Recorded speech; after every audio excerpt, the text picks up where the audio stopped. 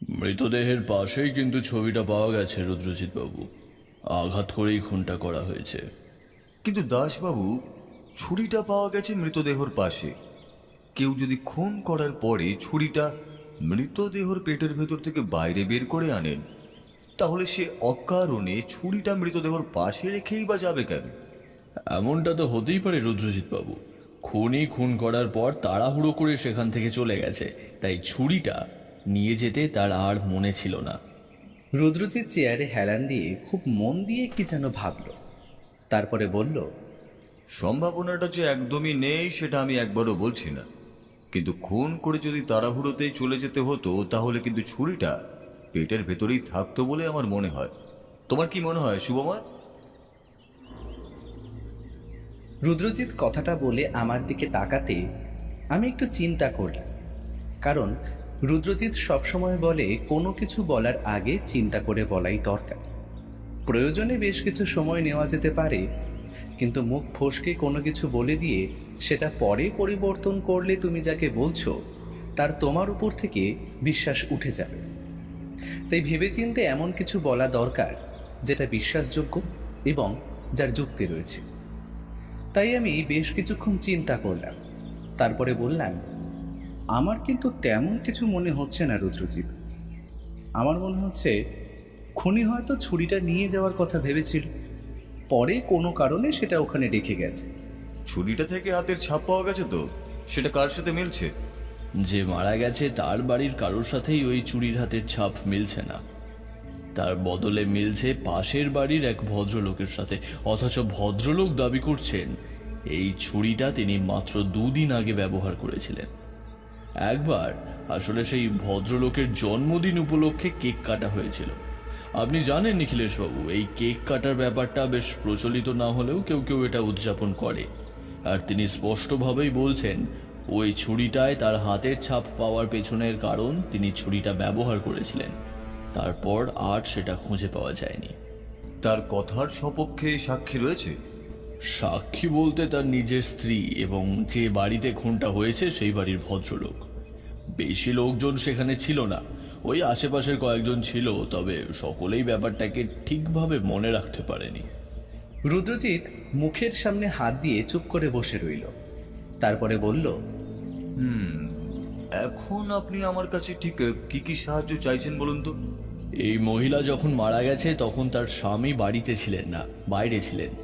তিনি বাড়িতে ফিরে এসেই মৃতদেহ দেখতে পান আর তারপর পুলিশে খবর দেন। এই অবস্থায় আমরা কাউকেই গ্রেফতার করতে পারিনি। তাই আপনার কাছে এসেছি, যদি আপনি ব্যাপারটা তদন্ত করে আসল অপরাধীর সন্ধান দেন তাহলে ভালো হয় রুদ্রজিৎ বাবু। সেটার জন্য তো আমায় গোটা ব্যাপারটা প্রথম থেকে দেখতে হবে। দাসবাবু, মার্ডার স্পটটাও দেখা দরকার। খুনটা যেন কবে হয়েছে বললেন? কাল হয়েছে, কাল প্রায় সন্ধ্যের দিকে। মৃতদেহ তখনই পোস্টমর্টেমে পাঠিয়ে দেওয়া হয়েছে এবং ছুরিটা পরীক্ষা করে পাওয়া গেছে পাশের বাড়ির ভদ্রলোকের হাতের ছাপ। তাই আমরা একটু চিন্তিত হয়ে পড়েছি রুদ্রজিৎ বাবু। ব্যাপারটা তো কিছুই বুঝতে পারছি না। আমার মনে হয় রুদ্রজিৎ, আমাদের আগে মৃতদেহটা দেখা দরকার, তার আগে বাড়িটা দেখা দরকার। তারপরে না হয় এগুলো নিয়ে কিছু ভাবা যাবে। এখানে বসে বসে শুধু শুধু কিছু অনুমান করে তো কিছুই করা যাবে না, সবটা তো আগে দেখা দরকার। আপনাদের কোনো অসুবিধা হবে নাকি রুদ্রজিৎ বাবু? আমি সঙ্গে করে জিপ নিয়ে এসেছি, আপনাদের এখান থেকে সোজা মর্গে নিয়ে যাব, তারপর সেখান থেকে প্রয়োজন হলে ভিকটিমের বাড়িতেও নিয়ে যাব। হ্যাঁ, সেখানে যাওয়াটা তো প্রয়োজন, তবে তার আগে একবার মর্গে যাব। চলুন, মৃতদেহটা দেখাও একবার প্রয়োজন। রুদ্রজিৎ আর আমি দাসবাবুর সাথে পুলিশের জিপে বেরিয়ে পড়লাম। প্রথমে আমরা গিয়ে পৌঁছলাম মর্গে, যেখানে মৃতদেহ রাখা রয়েছে। দাসবাবু আমাদের সাথে থাকার জন্য দেখতে খুব একটা অসুবিধে হলো না। মৃতদেহ মর্গের সারি সারি ড্রয়ারের মধ্যে রাখা ছিল।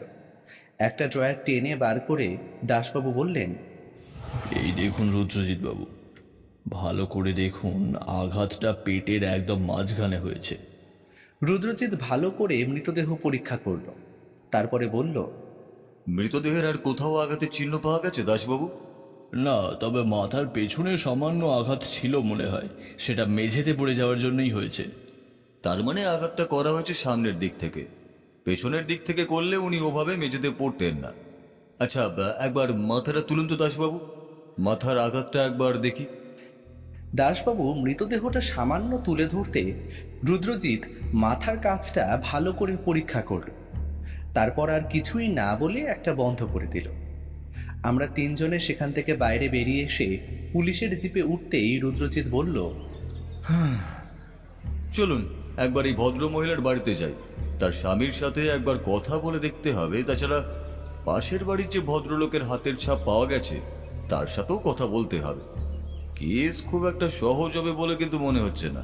কিন্তু রুদ্রজিৎ, আমার তো মনে হচ্ছে ওই পাশের বাড়ির ভদ্রলোকই কোনো কারণে খুন করেছে। কারণ দুদিন আগে তিনি কেক কাটার সময় ওই ছুরিটাই ব্যবহার করেছে। তারপর ছুরিটা নিশ্চয়ই তার কাছেই ছিল। সেটা নাও হতে পারে। কোনো কারণে কোনোভাবে যদি সেই ছুরিটা কেউ সরিয়ে নেয় তাহলে তো হয়েই গেল। সেক্ষেত্রে ছুরিটা সাবধানে সরালে তাতে হাতের ছাপ পড়তে পারে না। আমারও সেটাই মনে হচ্ছে। কেউ হাতে গ্লাভস কিংবা কোনো কাপড় জড়িয়ে ছুরি ধরলে তাতে আঘাত করলেও হাতের ছাপ আসবে না। কিন্তু এসবের থেকেও বড় একটা জিনিস আমাদের জানা দরকার দাসবাবু, সেটা হলো খুন করার মোটিভ। অকারণে তো কেউ কাউকে খুন করবে না। ভদ্রমহিলার সাথে তার স্বামীর সম্পর্কটা ঠিক কেমন সেটাও দেখা দরকার, তাহলেই এ বিষয়ে খানিকটা জানা যাবে। কেসের ব্যাপারে কথাবার্তা বলতে বলতেই আমরা গিয়ে পৌঁছলাম এই ভদ্রমহিলার বাড়িতে। ভদ্রমহিলার নাম গৌরী রায়।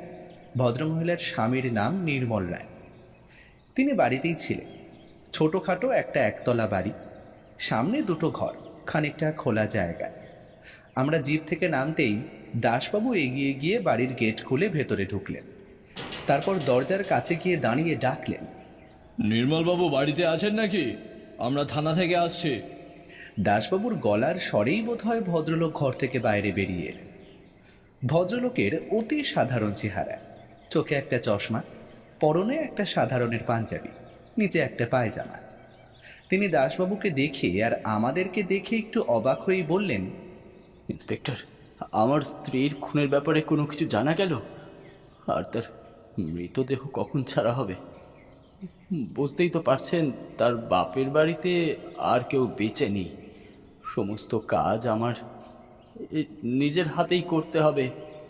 আর তাই মৃতদেহ ছাড়তে আর একটু সময় লাগবে নির্মলবাবু, তবে আমি আপনাকে জানিয়ে দেব। আপনার টেলিফোন নাম্বারটা তো রইলই। তেমন হলে আমি আপনার বাড়ি পর্যন্ত এসে আপনাকে নিয়ে যাব। তবে এই কেসের ব্যাপারে রুদ্রজিৎবাবু একটু তদন্ত করছেন, তাই আপনার সাথে ওনার কথা বলাতে নিয়ে এলাম। নির্মলবাবু একটু অবাক চোখেই রুদ্রজিতের দিকে তাকিয়ে বলল, রুদ্রজিৎ বাবু মানে সেই স্বনামধন্য গোয়েন্দা রুদ্রজিৎ সমাদ্দার? রুদ্রজিৎ ভদ্রলোকের হাত জোর করে নমস্কার করাতে প্রতি নমস্কার করে বলল, ক্ষমা করবেন নির্মল বাবু, আমি আসলে গোয়েন্দা নই। আমি সামান্য রহস্য সন্ধানী মাত্র। রহস্য খুঁজে বেড়াই আর খুঁজে পেলে তার সমাধান করার চেষ্টা করি মাত্র। গোয়েন্দা শব্দটা আমি নিজের সাথে একদমই জড়াই না। আপনি আমার স্ত্রীর খুনের ব্যাপারে তদন্ত করবেন? তাহলে তো খুনি নিশ্চয়ই ধরা পড়বে। রুদ্রজিৎ বাবু, আসুন আসুন আসুন, বা আপনারা ভেতরে আসুন। ভদ্রলোকের ডাকে আমি আর রুদ্রজিৎ প্রথমে ঘরের ভেতরে ঢুকলাম। পেছনে দাসবাবু গাড়ির ড্রাইভারকে কিছু একটা বলে আসতে গেলেন। আমরা ভেতরে ঢুকতেই রুদ্রজিৎ সামনে রাখা চেয়ারে বসল। আমিও তার দেখা দেখি পাশের চেয়ারে বসতেই নির্মলবাবু উল্টো দিকের চেয়ারে বসে বললেন, কিছুই বুঝতে পারছি না রুদ্রজিৎ বাবু, ওকে এভাবে বাড়ির ভেতরে ঢুকে কে খুন করতে যাবে বলুন তো? আর কারোর সাথেও শত্রুতাই বা থাকবে কি করে বলুন তো? আপনার স্ত্রীর সাথে আপনার সম্পর্কটা কেমন ছিল? খুব একটা খারাপ নয় রুদ্রজিৎ বাবু, তবে বিয়ের এত বছর পরেও আমাদের কোনো সন্তান না হওয়ার জন্য যেমনটা থাকে আর কি, তেমনই আমাদের মধ্যে একটা দূরত্ব সব সময়তেই ছিল। তবে তার মানে এই নয় যে সম্পর্ক খারাপ ছিল।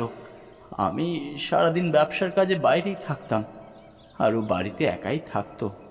সামনে বাগানটা দেখতে পাচ্ছেন, এই সমস্ত নিয়েই ওর সময় কেটে যেত।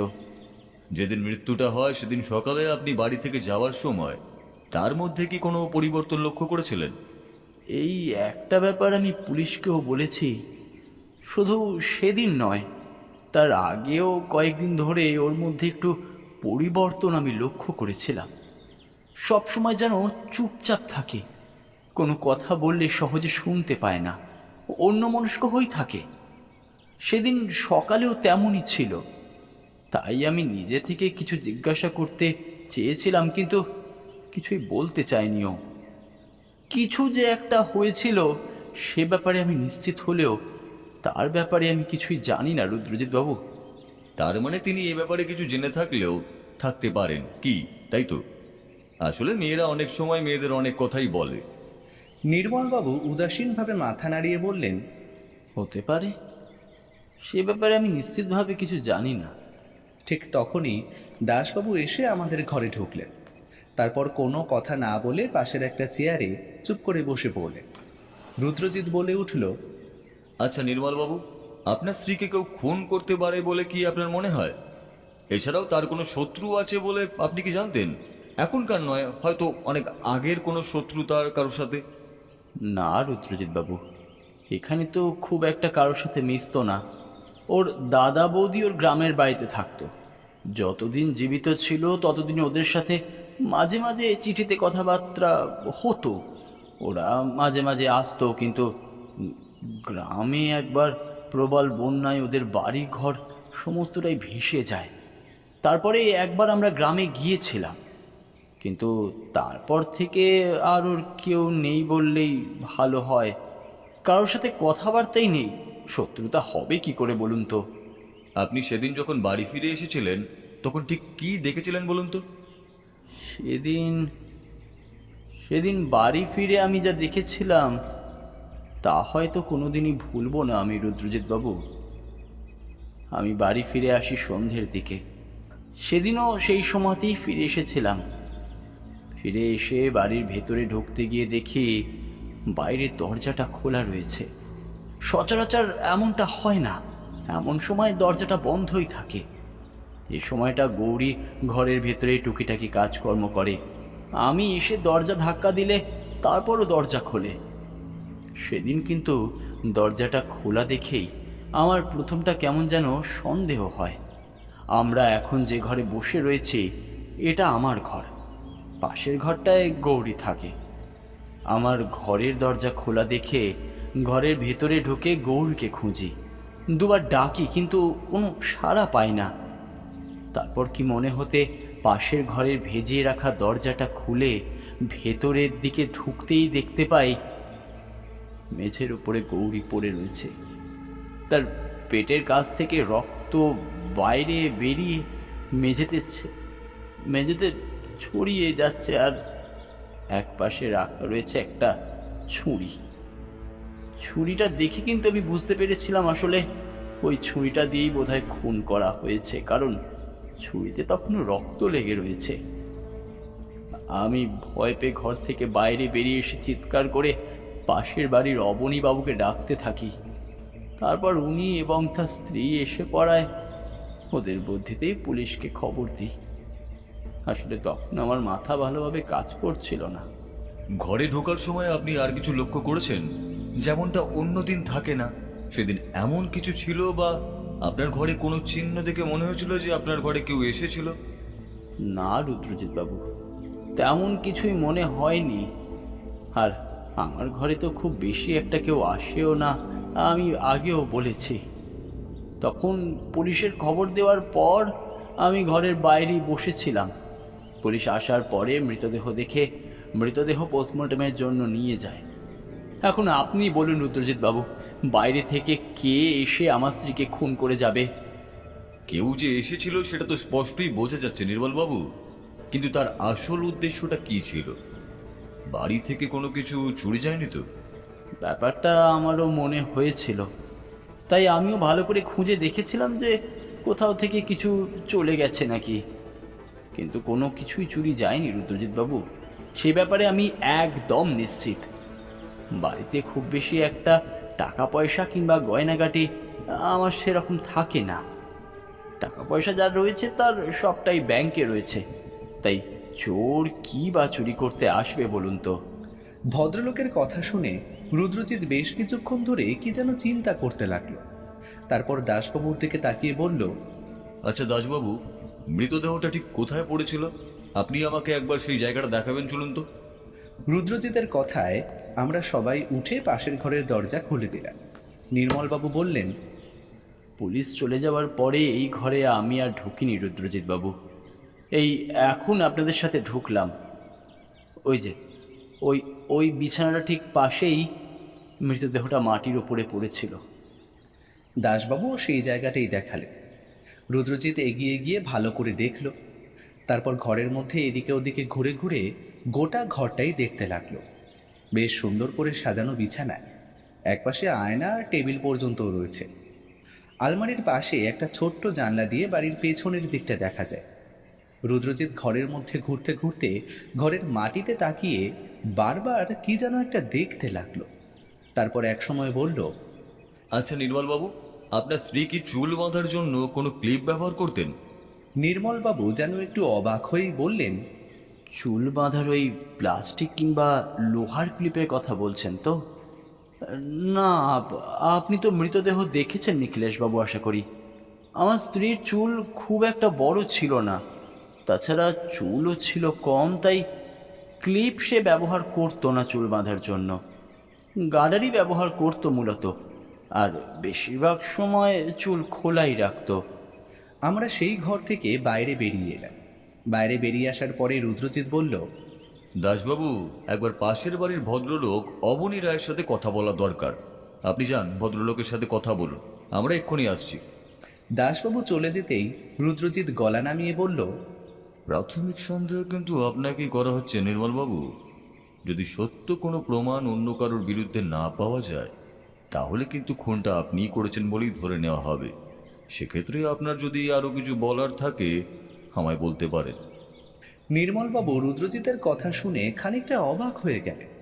তারপর একটু আমতা আমতা করেই বললেন, রুদ্রজিৎ বাবু, আমার মনে হয় এই কাজটা ওই পাশের বাড়ির অবনীবাবুই করেছেন।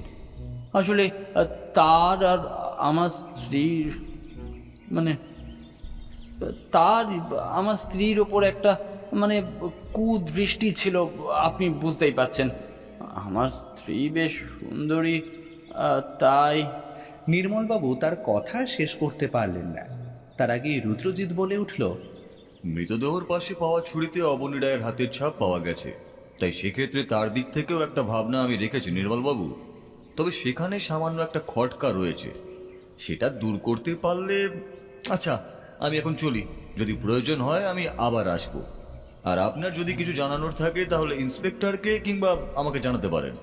চলি নির্মলবাবু, তবে আপনার স্ত্রীর খুনিকে ঠিক খুঁজে পাওয়া যাবে, আপনি একদম চিন্তা করবেন না। রুদ্রজিতের পরপর দুবার দুরকম কথার জন্যেই বোধহয় নির্মলবাবু সামান্য অবাক হয়ে গিয়েছিলেন। তিনি আমাদের দিকে তাকিয়েছিলেন।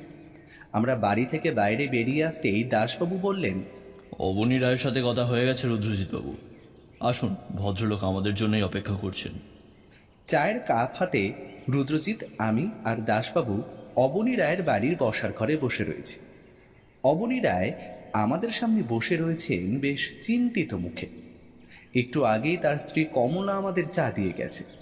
চা খেতে খেতে রুদ্রজিৎ বলে উঠল, মার্ডার ওয়েপেনে আপনার হাতের ছাপ পাওয়া গেছে অবনীবাবু, এই বিষয়ে আপনার বলার কি কিছু আছে? অবনীবাবু স্পষ্ট গলায় রুদ্রজিতের কথায় বলে উঠলেন, খুনের অস্ত্রে আমার হাতে ছাপ পাওয়া গেছে মানে তো এটা নয় যে খুনটা আমি করেছি। আর ওই ছুরিটা যে আমার ঘর থেকে চুরি গেছে সে কথা তো আমি আগেই বলেছি। ওটা আমার জন্মদিনের দিন কেক কাটার জন্য ব্যবহার করেছিলাম আমি। আসলে আমার স্ত্রী জোর করেছিলেন, তাই জন্মদিনের দিন একটা ছোট কেক কিনে নির্মলবাবু এবং তার স্ত্রীকেও ডাকা হয়েছিল, আশেপাশের দু একজনকেও ডাকা হয়েছিল। বুঝতেই পারছেন আমার স্ত্রীর আবদারে এমনটা করেছিলাম আমি। কিন্তু সেই ছুরিটাই যে কেউ খুন করতে ব্যবহার করবে সেটা আমি কি করে বুঝবো? কিন্তু সমস্যা যে একটা থেকেই যাচ্ছে। হাতের ছাপ পাওয়ার জন্য আপনাকে দোষী সাব্যস্ত করতে খুব একটা বেগ পুলিশকে পেতে হবে না। তাই আপনার কি মনে হয় গৌরী দেবীকে কে খুন করতে পারে? কিছুই জানি না রুদ্রজিৎ বাবু, তাকে কে খুন করতে পারে সে ব্যাপারে আমার কোনো ধারণা নেই। তবে ভদ্রমহিলা কারোর সাথে মেলামেশা করতেন না, দিনের বেশিরভাগ সময় নিজের বাড়িতেই থাকতেন। কোনো একটা প্রয়োজনে তার বাড়িতে গেলে তাকে ঘরেই পাওয়া যেত। এমন একজন মানুষের যে শত্রু থাকতে পারে সেটা ভেবেই অবাক হচ্ছি আমি। তার মানে আপনার কাউকে সন্দেহ হয় না? আচ্ছা কমলা দেবী, আপনার কি কাউকে সন্দেহ হয়? আপনি তো গৌরী দেবীর একটু কাছাকাছি ছিলেন, বেশিরভাগ সময় আপনার সাথেই তার কথা হতো। তাই আপনার কি মনে হয় কেউ গৌরী দেবীকে খুন করতে পারে বলে? কমলা দেবী একটু ইতস্তত করে চাপা গলায় বললেন, আমি ঠিক বলতে পারবো না, তবে নির্মলবাবুর সাথে গৌরীর সম্পর্ক খুব একটা ভালো ছিল না, তা বোধহয় আপনি জানেন। তাদের সন্তান না হওয়ার জন্য তাদের মাঝে একটা দূরত্ব তৈরি হয়েছিল। একটা ব্যক্তিগত প্রশ্ন করব, যদি আপনাদের জানা থাকে তাহলে জানাবেন। আচ্ছা, এই নির্মল বাবু আর গৌরী দেবীর সন্তান না হওয়ার আসল সমস্যাটা কি বলতে পারবেন? এ কথায় কিন্তু অবনীবাবু কিংবা কমলা দেবী কোনো কথা বললেন না। তবে কমলা দেবীর দিকে তাকিয়ে আমার মনে হচ্ছিল তিনি কিছু একটা বলতে চাইছেন, কিন্তু তার স্বামীর সামনে থাকায় বোধহয় তিনি কিছুই বলতে পারছেন না। রুদ্রজিৎও বোধহয় ব্যাপারটা বুঝতে পেরেছিল, তাই একসময় বলল, দাসবাবু, শুভময়, তোমরা বরং একটু অবনীবাবুর সাথে কথা বলো। আমি কমলা দেবীর সাথে একটু আলাদাভাবে কথা বলতে চাই। অবনীবাবু, আপনার বোধহয় আপত্তি নেই তাতে? কমলা দেবী মাথা নিচু করে দাঁড়িয়ে রইলেন। অবনীবাবু সবার মুখের দিকে তাকিয়ে নিয়ে একটু ইতস্তত করে বললেন, আহ, আমার আপত্তি থাকবে কেন? আপনি যান, কথা বলুন। আমিও চাই খুনি ধরা পড়ুক, না হলে খুনের অস্ত্রে আমার হাতের ছাপের জন্য সন্দেহটা আমার দিকেই প্রথমে আসবে। রুদ্রজিৎ উঠে কমলা দেবীর সাথে ভেতরের একটা ঘরে গিয়ে ঢুকল। বোধহয় সেটা কমলা দেবীর নিজের ঘর। বেশ কিছুক্ষণ আমরা চুপ করে বসে রইলাম। একসময় দাসবাবু অবনীবাবুর উদ্দেশ্যে বললেন, আপনার জন্মদিনের কেক কাটার ছুরিটা যে চুরি গেছে সেটা আপনি কবে বুঝতে পেরেছিলেন? ছুরিটা চুরি গেছে সেটাই তো আমি জানতাম না। আসলে কেক কাটার পরে ছুরিটা যে কোথায় রেখেছিলাম সেটা তো আমার মনে নেই। খুনটা হওয়ার পরে যখন দেখা গেল ছুরিটা আমার বাড়ির, তখনই আমার কেমন সন্দেহ হলো যে ওটা চুরি গেছে।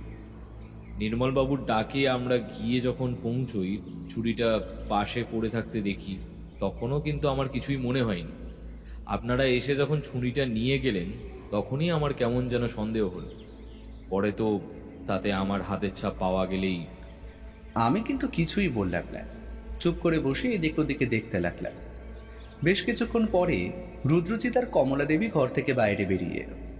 কমলা দেবীর মুখটা আগের মতোই নিচু হয়ে রইল। রুদ্রজিৎ অবনীবাবুর দিকে তাকিয়ে বলে উঠল, অবনীবাবু, একটা কথা বলুন তো আমায়। আপনার কাটার ছুরিটা যে চুরি গিয়েছিল সে ব্যাপারটাতে কি আপনি নিশ্চিত? কোনোভাবে আপনি নিজেই খুনটা করেননি তো? এই কথায় অবনীবাবু কেমন যেন রাগী গলাতেই বলে উঠলেন, যদি খুন আমি করতাম তাহলে কি আপনার মনে হয় আমি এখন এখানে থাকতাম? আর আমি গৌরীকে খুন করতে যাব কেন? তার সাথে আমার সম্পর্ক তো খারাপ ছিল না, সে আমার কোনো ক্ষতি করেনি, তাহলে তাকে আমি খুন করব কেন? রুদ্রজিৎ অদ্ভুতভাবে বেশ কিছুক্ষণ অবনীবাবুর দিকে তাকিয়ে রইল। তারপরে বলল, সে আপনি এখন নামে বলছেন, কিন্তু পরে যদি প্রমাণিত হয় আপনি খুন করেছেন তাহলে কিন্তু আপনাকে বাঁচানো শক্ত হয়ে যাবে। যদি কিছু স্বীকার করার থাকে তাহলে এখনই করে নিন। অবনীবাবু যেন আকাশ থেকে পড়লেন। সেভাবে একবার নিজের স্ত্রীর দিকে তাকিয়ে বললেন, তুমি রুদ্রজিৎ বাবুকে কি বলেছো বলো তো? আচ্ছা, আপনার কাছে কোনো প্রমাণ রয়েছে ওই ছুরিটা ছাড়া? রুদ্রজিতের মুখে সামান্য রহস্যময় হাসি দেখা দিল। সেভাবে হাসতে হাসতে সে বলল, ওটা ছাড়া আর কোনো প্রমাণই খুনি রেখে যায়নি। তাহলে আমি অন্য কোনো প্রমাণ খুঁজে পাবো কি করে? তবে আরও একটা জিনিস আমি খুঁজে পেয়েছি, আর সেটা থেকে কিছুটা ধারণা করা যায়। সে যাই হোক, চলুন দাসবাবু। আচ্ছা অবনীবাবু, আমরা এখন আসছি। যদি মনে হয় আপনি কিছু স্বীকার করবেন তাহলে যে কোনো সময় পুলিশের কাছে গিয়ে বলতে পারেন, আর যদি আমাকে বলতে চান তাহলে আমার বাড়িতে আসতে পারেন। ধন্যবাদ কমলা দিদি, আপনি না থাকলে এই কেসটা এত সহজে সমাধান করা যেত না। রুদ্রজিৎ যে আসলে কি বলে চলেছে তার কিছুই আমি বুঝতে পারছিলাম না। তাই বাড়ি ফেরার পথে যখন দাসবাবু বললেন, আপনি অবনীবাবুকে ওভাবে জেরা করলেন কেন? মানে আপনি কি তার বিরুদ্ধে কোনো প্রমাণ পেয়েছেন, নাকি আপনার মনে হয় তিনিই খুনটা করেছেন? রুদ্রজিৎ রহস্যময়ভাবেই হাসল। প্রথমে কিছুই বলল না, তারপরে একটু থেমে বলল, এখানে খুনি হিসাবে কিন্তু তিনজনকেই সন্দেহ করা যায়। একজন হলেন গৌরী দেবীর স্বামী নির্মলবাবু, অন্যজন হলেন অবনীবাবু, তাছাড়া আরও একজন যার ওই বাড়িতে যখন তখন আসা যাওয়া ছিল এবং গৌরী দেবীর ঘর পর্যন্ত পৌঁছাতেও সে পারত। বাইরের কেউ এলে তাকে তো আর নিজের ঘর পর্যন্ত অকারণে নিয়ে যাবেন না গৌরী দেবী। তার মানে খনি তার চেনা কেউ, কিন্তু সেটা কি সেটাই ঠিক বোঝা যাচ্ছে না। কয়েকটা ব্যাপারে খোঁজ নিতে হবে দাসবাবু, তারপরেই এ ব্যাপারে আমি কিছু বলতে পারবো। তার মধ্যে আপনাকে কয়েকটা কাজ করতে হবে, বুঝলেন? আমি অবাক হয়েছিলাম, তার সাথে দাসবাবু নিজেও অবাক হয়েছিলেন। তবু বললেন, ঠিক কোন ব্যাপারে খোঁজ নেওয়ার কথা আপনি বলছেন বলুন তো রুদ্রজিৎ বাবু? আর তুমি যে তিনজনের কথা বলছো তাদের মধ্যে নির্মল বাবু কেন তার স্ত্রীকে খুন করতে যাবে? আর অবনী বাবুই বা কেন খুন করবে? তাদের তো কোনো খুনের মোটিভ আমি খুঁজে পাচ্ছি না। অবনীবাবুর মত খুব একটা পরিষ্কার নয়, সে কথা ঠিক, কিন্তু নির্মল বাবুর মত কিন্তু পরিষ্কার। নির্মল বাবুর সাথে তার স্ত্রীর সম্পর্ক খুব একটা ভালো নয়। তাছাড়া বিয়ের এতদিন পরেও তাদের কোনো সন্তান নেই। এক্ষেত্রে সমস্যাটা কার সেই বিষয়ে আমরা এখনো খোলাখুলিভাবে জানি না। হতেই পারে সমস্যাটা গৌরী দেবীর। সেক্ষেত্রে কি খুনের ব্যাপারটা সহজ হয়ে যাচ্ছে না? অবশ্যই এটা আমার অনুমান, অন্য কোনো মোটিভও থাকতে পারে। গৌরী দেবীর বাড়ির লোক সবাই মারা গিয়েছেন, সেক্ষেত্রে তার বাড়ির সমস্ত সম্পত্তি তার নিজের নামে হয়ে যাবে। মোটিভ একটা থেকেই যাচ্ছে শুভময়, তবে অবনীবাবুর মোটিভটা খুঁজে দেখা দরকার, কারণ ছুরিতে তার হাতের ছাপ রয়েছে। তিনি নিজেই সেই ছুরি দিয়ে খুন করেন, তারপর বলতেই পারেন ছুরিটা চুরি হয়ে গেছে। কি তাই নয় কি? রুদ্রজিতের কথা শুনে এবার কিন্তু আমারও মনে হলো রুদ্রজিৎ বোধহয় খুব একটা ভুল কথা বলছে না। তাই তো, মোটিভ তো রয়েছে, কিন্তু আমি সেটা বুঝতে পারছিলাম না কেন। জিপ থেকে নেমে আমি খানিকটা হেঁটে আসার পরেও রুদ্রজিৎ দাসবাবুর সাথে বেশ কিছুক্ষণ কথাবার্তা বলল। তারপর দাসবাবু চলে যেতে আমি আর রুদ্রজিৎ ঘরে এসে ঢুকলাম। বাথরুমে গিয়ে হাত মুখ ধুয়ে নিজের ঘরে এসে বিছানায় বসেছি। এমন সময় রুদ্রজিৎ এসে আমার ঘরে ঢুকে বলল, আচ্ছা, অবনীবাবুর ক্ষেত্রে খুনের মোটিভটা কি হতে পারে বলে তোমার মনে হয়? এমনটা কি হতে পারে না অবনীবাবুর সাথে গৌরী দেবীর কোনো একটা সম্পর্ক তৈরি হয়েছিল? নির্মলবাবু বেশিরভাগ সময় বাড়ির বাইরে থাকতেন, তার সাথে গৌরী দেবীর সম্পর্ক খুব একটা ভালোও ছিল না। সেই সুযোগে অবনীবাবুর সাথে তার একটা সম্পর্ক তৈরি হয়। শেষে যখন গৌরী দেবী কোনো কারণে অবনীবাবুর কোনো কথা মানতে রাজি হননি, সেই সময় রাগের মাথায় তিনি খুন করে বসেন। তারপর কিন্তু রুদ্রজিৎ, সেক্ষেত্রে তো একটা সমস্যা রয়েই যাচ্ছে। খুন যদি অবনীবাবু করেন, তাহলে ছুরিটা ওখানে কেন রেখে আসবেন? ওই ছুরি দিয়ে তাকে কেক কাটতে তো অনেকেই দেখেছে, এমনকি নির্মলবাবু নিজেও দেখেছেন। এতটা কাঁচা কাজ কি তিনি করবেন? রুদ্রজিৎ যেন নিজের মনেই বলে উঠল, আসল সমস্যাটা কিন্তু আমরা একবারও ভেবে দেখিনি শুভময়, সেটা ভাবা দরকার। আসল সমস্যার কথাই তো আমরা ভাবছি রুদ্রজিৎ, খুনের মোটিভ। খুনটা কী কারণে হয়েছে? আমার তো মনে হয় আমার কথা শেষ হওয়ার আগেই রুদ্রজিৎ আমার বিছানার পাশে বসে পড়ে একটু চিন্তিত গলাতেই বলল, ভুল করছো শুভময়। আসল সমস্যাটা মোটিভ নয়, আসল সমস্যা হলো ছুরিটা। এবার কিন্তু রুদ্রজিতের কথায় আমি সত্যিই অবাক হলাম। রুদ্রজিৎ এসব ভুলভাল কি বলে চলেছে? ছুরিটা আসল সমস্যা হবে কি করে? হ্যাঁ, সেই ছুরি দিয়ে খুন করা হয়েছে সেটা ঠিক, কিন্তু তাই বলে সেটা সমস্যা হতে পারে নাকি? এসব কি কথা বলছো তুমি? ওই ছুরিটা সমস্যা হবে কি করে? ছুরিটা দিয়ে খুন করা হয়েছে, সেটা ওখানে পাওয়া গেছে, মানে আমাদের কাজ খানিকটা সহজ হয়ে গেছে খুনিকে ধরার জন্য। কিন্তু তাই বলে ছুরিটা সমস্যার হয় কি করে? না না, তোমার মনে হয় কোন একটা ভুল হচ্ছে। রুদ্রজিৎ রহস্যময় হাসি হাসতে হাসতে আমার দিকে তাকিয়ে বলল, তোমার মনে হচ্ছে না শুভময়, ছুরিটা মৃতদেহর পাশে রেখে যাওয়া হয়েছে ঠিক যেন আমাদেরই জন্য? ঠিক যেন পুলিশ ছুরিটা খুঁজে পেলে ওটার হাতের ছাপ পরীক্ষা করলে অবনীবাবুরই হাতের ছাপ পেয়ে যাবেন, আর তাকে খুনি হিসাবে সন্দেহ করবে। মনে হচ্ছে নাকি গোটা ব্যাপারটা একটা পরিকল্পনা? কি বলো? রুদ্রজিৎ এমনভাবে কথাগুলো বলল যে তার কথার যুক্তি কাটার মতো কোনো জায়গা আমি পেলাম না। হঠাৎ করে আমারও কেমন যেন মনে হলো, আরে তাই তো, প্রথম থেকেই তো এই ব্যাপারটা আমাদের মনে সন্দেহ তৈরি করেছিল যে খুনি ছুরিটা নিয়ে গেল না কেন। আর ছুরিটা সে নিয়ে গেলে তাহলে তো এত কিছু হতো না। ছুরিটা নিয়ে না যাওয়ার কারণ কি তাহলে অবনীবাবুকে ধরিয়ে দেওয়ার চেষ্টা করা?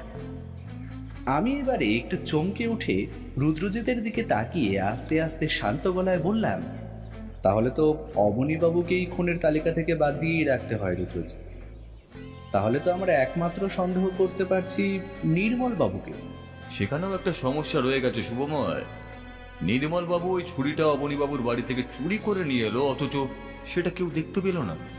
আর যদি অবনীবাবুকে ফাঁসিয়ে দেওয়ার হয় তাহলে তিনি সেটা অন্য কোনোভাবেও চেষ্টা করতে পারতেন, কিন্তু ওই ছুরিটাকে ওখান থেকে নিয়ে এলে সেটা কেউ দেখবে না বলে তোমার মনে হয়? আর সব থেকে বড় কথা, যখন সবাই জানে ছুরিটা চুরি হয়েছে অবনীবাবুর বাড়ি থেকে, তখন তো অন্তত অবনীবাবু কিংবা কমলা দেবী কারণ মনে পড়তো ছুরিটা তার বাড়ি থেকে কেউ নিয়ে গেছে। আমার মাথার ভেতরটা কেমন ফাঁকা ফাঁকা হয়ে আসছিল। এক্ষুনি মনে হচ্ছিল কেসটা বোধহয় আমি সমাধান করে ফেলতে পেরেছি। আবার এখন মনে হচ্ছে কোথায় কি। রুদ্রজিতের যুক্তি আমার ভাবনাকে যেন ভেঙে খান খান করে দিচ্ছিল। আমি অসহায়ের মতো রুদ্রজিতের দিকে তাকিয়ে থাকতে থাকতে ও বলে উঠল, তবে চিন্তা করো না শুভময়, কোনো না কোনো একটা সমাধান আমরা খুব শীঘ্রই বার করতে পারবো। আমার হাতে একটা সূত্র এসেছে মনে হচ্ছে, সেটা থেকেই কিছু একটা উদ্ধার করতে হবে। তবে তার জন্য আগে কয়েকটা ব্যাপারে আমাদেরকে সাবধানতা বজায় রাখতে হবে। আমি রুদ্রজিতের কথা কিছুই বুঝতে পারলাম না, কিন্তু সে আর কিছু না বলে উঠে বাইরের দিকে চলে গেল। আমি বুঝতে পারছিলাম সে এখন আর কিছুই বলবে না। কোনো একটা ব্যাপার নিয়ে সে গভীরভাবে ভেবে চলেছে, আর সেটাই এই কেসটাকে সমাধান করতে পারে। আমি জানি আমায় এখন অপেক্ষা করতে হবে, কিন্তু অবনীবাবু আর নির্মলবাবু এই দুজনের মধ্যেই যে কেউ একজন খুনি, সেই ব্যাপারটা আমি কেমন যেন বুঝতে পারছিলাম, কিন্তু কে সেটাই বার করতে পারছিলাম না। রুদ্রজিতের কথায় দুজনেরই দুরকম মোটিভ থাকতে পারে, সে ব্যাপারে খোঁজ খবর নিতে হবে। আর সেটা ছাড়াও দুজনের কাছেই সময় সুযোগ দুটোই ছিল। নির্মলবাবু তার কাছ থেকে তাড়াতাড়ি ফিরে এসে ফোন করে, তারপর অবনীবাবুকে ডাকতে পারে। আর অবনীবাবু তার বাড়ি থেকে বেরিয়ে যে কোনো একটা সময় গৌরীদেবীর ঘরে এসে তাকে খুন করে থাকতে পারে। সেক্ষেত্রে অবনীবাবুর সাথে গৌরীদেবীর একটা সম্পর্ক থাকার ব্যাপারটা সত্যি হতে হবে। কিন্তু যদি এসব না হয়, তাহলে আসল সত্যটা কি রুদ্রজিৎ যেটা ভেবে চলেছে সেটা আমি ভাবার চেষ্টা করতে চাইলাম, কিন্তু কিছুতেই কিচ্ছুই হচ্ছিল না। তাই অপেক্ষা করতে লাগলাম রুদ্রজিৎ কি ভাবছে সেটা জানার জন্য। এরপর মাঝখানে 2 দিন কেটে গেল। রুদ্রজিৎ নতুন কিছুই খুঁজে বার করতে পারছিল না। রুদ্রজিতের সাথে দাসবাবুর মাঝে মাঝে বেরিয়ে পড়া চলছিল। আমি নিজে থেকে আর কিছুই জিজ্ঞাসা করছিলাম না। ভাবছিলাম সে যখন আমায় নিজেই বলবে তখনই না হয় শুনব। এটা বুঝতে পারছিলাম কেসের ব্যাপারে সমস্ত কিছু চলছে, তার বাইরে কিছু নয়। একদিন রুদ্রজিৎ বেরিয়ে পড়েছে। সে সময় দাসবাবু টেলিফোন করতেই আমি টেলিফোনটা ধরে বললাম, হ্যালো, শুভময় বলছি। শুভময় বাবু, রুদ্রজিৎ বাবু বাড়িতে নেই? না, রুদ্রজিৎ তো কোথায় যেন একটা বেরিয়ে পড়লো। আমি তো ভাবলাম সে বোধহয় আপনার সাথেই বেরিয়েছে। আপনার কাছে যায়নি? আমার কাছে আসার কথা তো নেই, আসলে আমায় সে একটা খবর জোগাড় করতে বলেছিল, সেই খবরটা আমি জোগাড় করে ফেলেছি। তাই রুদ্রজিৎ বাবুকে সেইটা জানানোর জন্য টেলিফোন করেছিলাম। তিনি বাড়ি ফিরলে তাকে বলবেন আমি বলেছি গৌরী দেবীর গ্রামের বাড়িতে কোনো সম্পত্তি অবশিষ্ট নেই। তাদের সমস্ত কিছুই বন্যার জলে ভেসে গিয়েছে, সামান্য ভিটে মাটি ছাড়া আর কিছুই নেই। আর গ্রামের দিকে ভিটে মাটির যে খুব একটা দাম নেই তা তিনি জানেন। তবুও যেটুকু সম্পত্তি আছে তা গৌরী দেবীর দূরসম্পর্কের আত্মীয়দের মধ্যে ভাগাভাগিতে রয়েছে। তা থেকে গৌরী দেবী যা পাবেন তার অর্থও বেশ সামান্য। এটাই নির্মলবাবুর ক্ষেত্রে অর্থের জন্য গৌরী দেবীকে খুন করলেও তিনি খুব একটা লাভবান হতেন না। আর গৌরী দেবীর সাথে নির্মলবাবুর সম্পর্ক খুব একটা ভালো নয়, সবসময় ঝগড়াঝাটি, সুসম্পর্ক নেই। এই ব্যাপারটা নির্মলবাবুর ব্যবসার জায়গার কয়েকজনের কাছ থেকে আমি জানতে পেরেছি। আর অবনীবাবুর ব্যাপারে কোনো নতুন খবর পেয়েছেন? অবনীবাবুরও নিজের একটা ব্যবসা রয়েছে, তবে তাকে ব্যবসার কাজে খুব একটা বাইরে যেতে হয় না, তিনি বাড়িতেই থাকেন। তার ব্যবসাপত্র একজন দেখাশোনা করে। আচ্ছা ঠিক আছে দাসবাবু, রুদ্রজিৎ এলে আমি বরং তাকে সমস্ত কথাই বলে দেব। টেলিফোনটা নামিয়ে রাখার পরেই হঠাৎ করে মনে হলো অবনীবাবুর সাথে গৌরী দেবীর কোনো সম্পর্ক আছে নাকি। সেই ব্যাপারটা কি রুদ্রজিৎ খোঁজখবর নেওয়া শুরু করেছে? সেটা দাসবাবুকে একবার জানালে কি ভালো হতো, নাকি তার কাছ থেকে কোনো খবর পাওয়া যেত এই ব্যাপারে? আরও একবার তাকে টেলিফোন করবো কিনা ভাবছি, এমন সময় রুদ্রজিৎ ঘরে ঢুকলো। আমায় টেলিফোনের কাছে দাঁড়িয়ে থাকতে দেখে বলল, দাসবাবু টেলিফোন করেছিলেন তাই না শুভমা? গৌরী দেবীর বাড়িতে বোধহয় সম্পত্তি খুব একটা অবশিষ্ট নেই, যা রয়েছে তাদের শরিকি অনেক, সেখান থেকে খুব একটা অর্থ সে পেত না। তাছাড়া গৌরী দেবীর সাথে নির্মলবাবুর সম্পর্ক যে খুব একটা ভালো নয় সে কথাটাও সত্যি। তবে আরও একটা খবর আমি জোগাড় করতে পেরেছি শুভময়।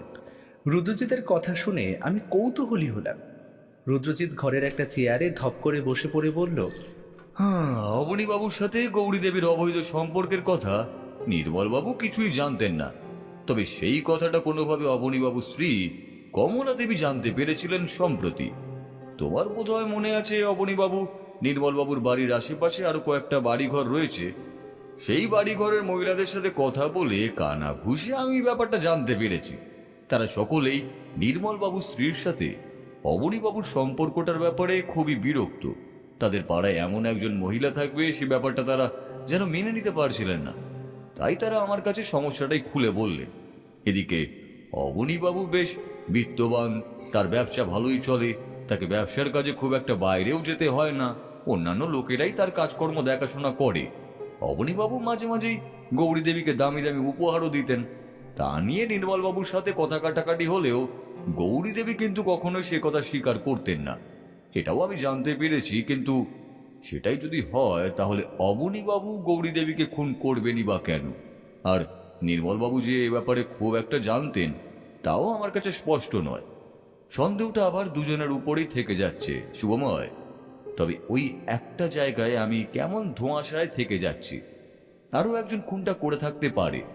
সেদিন যখন নির্মলবাবুর সাথে আমি গৌরী দেবীর ঘরে গিয়েছিলাম মৃতদেহের জায়গাটা দেখার জন্য, ঠিক তখনই তার ঘরের বিছানার ওপর থেকে একটা জিনিস পেয়েছিলাম, অথচ গোটা বিছানা পরিষ্কার সুন্দর করে সাজানো।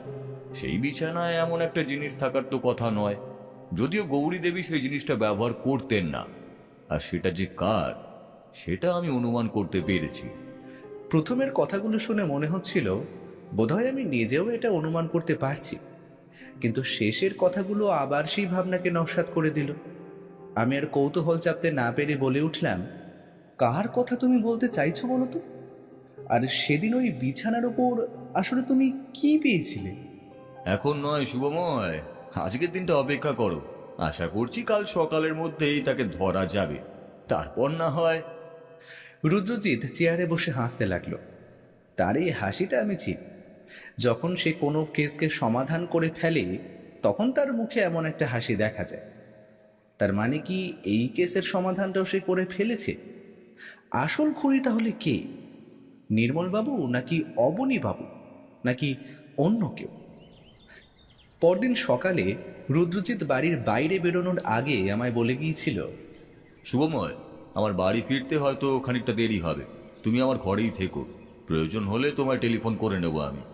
আশা করছি আজই অপরাধীকে ধরা যাবে। তোমায় বাড়ি ফিরে তারপরে সমস্তটাই বলবো।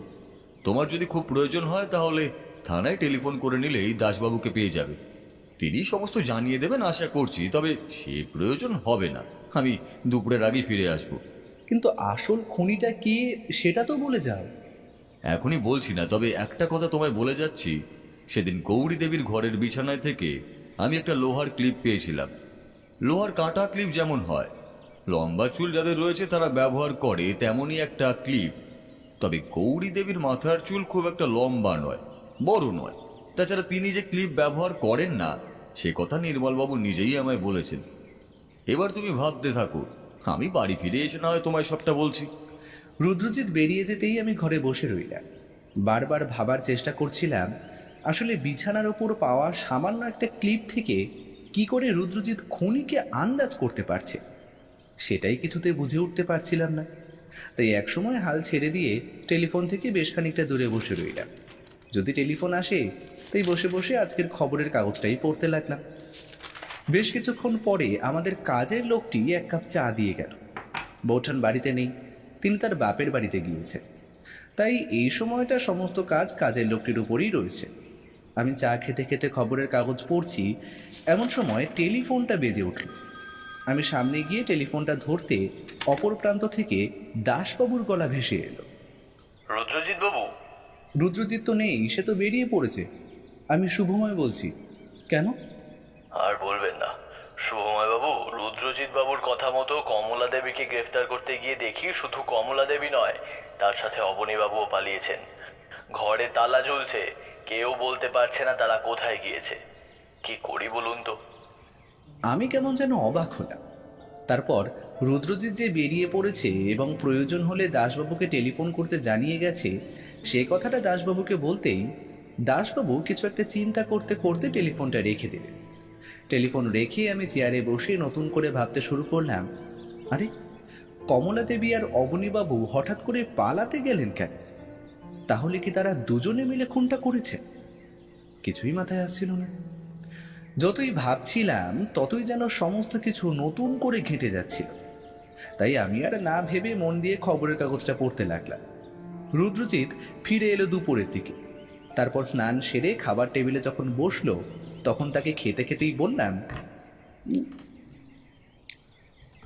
ব্যাপারটা কি হলো বলো তো? আমি তো কিছুই বুঝতে পারছি না। হঠাৎ করে অবনীবাবু আর কমলা দেবী বাড়ি থেকে পালাতে গেলেন কেন? অপরাধী যখন বুঝতে পারে তারা ধরা পড়ে যাবে, তখন তারা পালায়। তবে এখানে অপরাধী একজন, অন্যজন শুধু অপরাধীকে এই মুহূর্তে সাহায্য করতে চাইছে। এখন আর কথা নয়, আগে খেয়ে নি, তারপর তোমায় সবটা বলছি। খাওয়া দাওয়ার পরে আমরা রুদ্রজিতের ঘরে এসে বসলাম। রুদ্রজিৎ একটা সিগারেট ধরাল, তারপর ধোঁয়া ছেড়ে সামনে রাখা ছাইদানিতে ছাই ফেলে বলল, সেদিন যখন আমি গৌরী দেবীর ঘরে গিয়েছিলাম, তখন বিছানার উপর একটা লোহার ক্লিপ দেখতে পেয়েছিলাম। সেই কারণেই আমি নির্মলবাবুর কাছে ওই কথাটা জিজ্ঞাসা করেছিলাম, কিন্তু তিনি জানান গৌরী দেবী ক্লিপ ব্যবহার করতেন না। অথচ তাহলে তার ঘরের বিছানায় ক্লিপ কোথা থেকেই বা এলো? দ্বিতীয়ত, ওই ঘরে মৃতদেহ নিয়ে যাওয়ার পরে আর কেউই ঢোকেনি। আর সেই সময় যদি কেউ ওই ক্লিপটা রাখতো, তাহলে সেটা অন্য কারোর নজরে পড়তো। এমনটা হয়নি। আর ক্লিপের রংটা তুমি দেখেছো, চট করে দেখা যায় না। তাই বোধহয় খুনি নিজেও সেটা দেখতে পায়নি। সেদিন অবনীবাবুর বাড়িতে কমলা দেবীর সাথে কথা বলার সময় বুঝতে পারলাম তিনি অবনীবাবুকে ফাঁসিয়ে দেওয়ার চেষ্টা করছেন। তিনি ইচ্ছে করেই আমার সাথে আলাদা কথা বলে অবনীবাবুর ব্যাপারেই দোষারোপ করেছিলেন, এবং এটাও বলেছিলেন যে অবনীবাবুর সাথে গৌরী দেবীর একটা সম্পর্ক আছে। এই কথাটা তিনি বলেছিলেন। আর এটাও বলেছিলেন যে তিনি কানা ঘুষোতে বিষয়টা শুনেছেন, কিন্তু আসলে তিনি সে ব্যাপারটা নিয়ে অতটা স্পষ্টও ছিলেন না। এবারে আসি খুনের ব্যাপারে। যেদিন খুন হয়েছে সেদিন বিকেলের দিকে কমলা দেবী তার ঘর থেকে বেরিয়ে যাওয়ার সময় সাথে করে নিয়ে যায় সেই ছুরিটা, যাতে অবনীবাবুর হাতের ছাপ রয়েছে। আমার মনে হয় তিনি হাতে কিছু জড়িয়েই নিয়েছিলেন, যাতে ছুরিটার উপরে নতুন কোনো ছাপ না পড়ে। আর কোনোভাবে ছুরিটা গৌরী দেবী দেখতে পায়নি, কিংবা অন্য কিছু হতে পারে। সুযোগ বুঝে তিনি ছুরি দিয়ে আঘাত করেন গৌরী দেবীর পেটে। তারপরে এক হাতে বোধহয় তার মুখটা চেপে ধরেছিলেন, যাতে আওয়াজ বাইরে না বেরিয়ে আসে। মৃতদেহটা মাটিতে পড়ে যাওয়ার জন্য মাথায় এমন আঘাতের সৃষ্টি হয়েছে।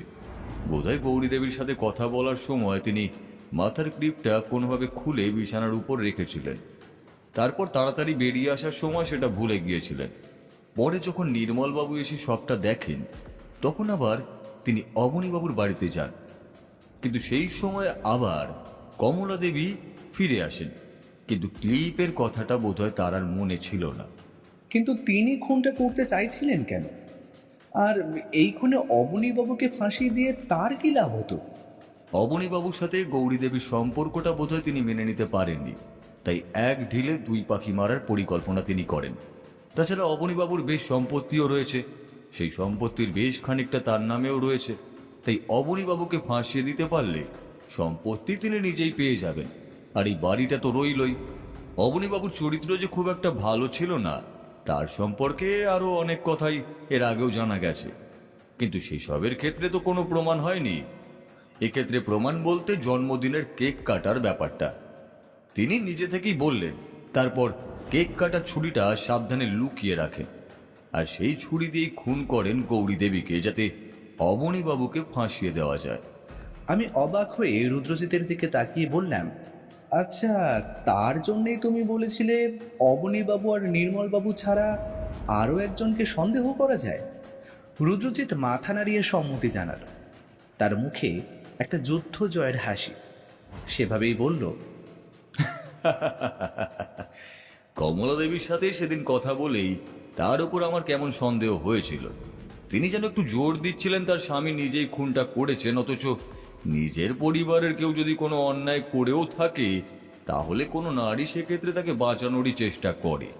এক্ষেত্রে তিনি উল্টোটাই করছিলেন, আর সেটা করতে গিয়ে তিনি আমার সন্দেহের কারণ হয়ে যান। পরে ওই ক্লিপ পাওয়া এবং অবনীবাবুর সাথে গৌরী দেবীর সম্পর্কের কথা জানাই, সমস্ত মিলিয়ে আমার অনুমান হয় খুনটা তিনিই করেছেন এবং অবনীবাবুকে ফাঁসিয়ে দিতে চাইছেন। তাই আজ যখন তাকে গ্রেফতার করার জন্য বাড়িতে পুলিশ পাঠাই, তখন তাদের আর পাওয়া যায় না। আমি জানতাম এটাই হবে, কারণ কাল রাতে আমি একবার অবনীবাবুকে টেলিফোন করে জানিয়েছিলাম যে খুনি আমরা তাকে ধরে ফেলেছি। আমি ইচ্ছা করেই এটা করেছিলাম যাতে তারা পালিয়ে যাওয়ার চেষ্টা করে, কিন্তু পুলিশ যাওয়ার আগে যে তারা পালিয়ে যাবে সেটা আমি বুঝতে পারিনি। তবে ধরা পড়বে, কারণ অবনীবাবুর ব্যবসা রয়েছে শহরে, একটু তো সময় লাগবেই। রুদ্রজিৎ আর কিছু না বলে সিগারেটটা শেষ করতে লাগল। ঠিক সেই সময় টেলিফোনটা এলো। রুদ্রজিৎ উঠে গিয়ে টেলিফোনটা ধরে বলল, হ্যালো। তারপর টেলিফোনে কি কথা হলো তা আমি জানি না। একটু পরে রুদ্রজিৎ সামনের চেয়ারে বসতে বসতে বলল, শুভময়, একজন আসছেন, ভদ্রলোক, কোনো একটা সমস্যা নিয়ে আসছেন। টেলিফোনে ওনার নামটা বললেন, কিন্তু টেলিফোনে ঠিকভাবে শোনা গেল না। তবে নতুন একটা কেস হাতে আসতে চলেছে, বুঝলে? হে, কিন্তু এই কেসটা তো এখনো শেষ হলো না। শেষ হয়ে গেছে শুভময়। ওরা যে ঠিক কোথায় যেতে পারে তা আমি আন্দাজ করতে পেরেছি, আর সেখানেই পুলিশ পাঠাবার ব্যবস্থাও আমি করে এসেছি। আশা করছি আজ রাতের মধ্যেই ওরা ধরা পড়বে। রুদ্রজিতের কথাই সত্যি হলো। সেদিন রাতের মধ্যেই ওরা দুইজনে ধরা পড়ল এবং সমস্তটাই স্বীকার করে নিলেন কমলা দেবী। আর ঠিক পরদিন সকালে আমাদের বাড়িতে একটা নতুন কেস নিয়ে উপস্থিত হলেন আরও এক ভদ্রলোক।